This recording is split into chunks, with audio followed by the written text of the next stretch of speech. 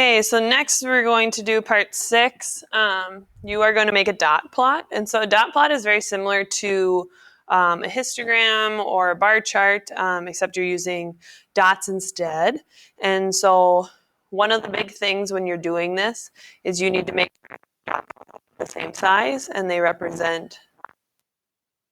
And so if I were to, what I mean by that, if I were to make, I have the same amount of zeros as I do ones, but if I made my dots smaller in the 1 category like this, they wouldn't be at the same height, okay? So all 3 dots need to be up to that line, okay? And so when you do that, you just need to make sure that your dots and everything are the same, and so things with the same amount of numbers need to be the same height.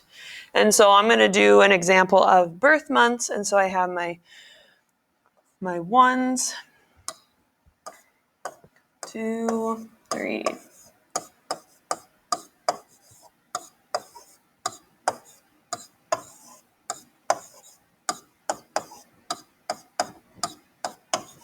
Okay, and so I have 2 ones, and so I'm going to make 2 dots.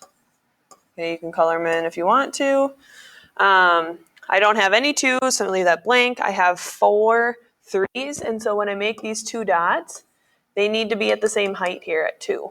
And then I make my 2 more on top. So I have 4. 4, I just have 1, so that needs to be the same height as all my 1s. 5 would be at 2. 6 would be at 1. 7 would be at 2.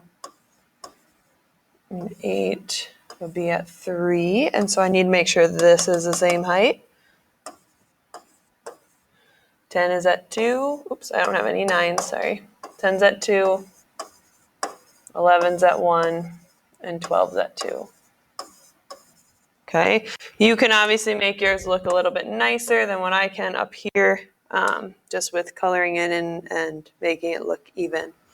But you will do that for your age of students, and you'll do that for your birth months as well.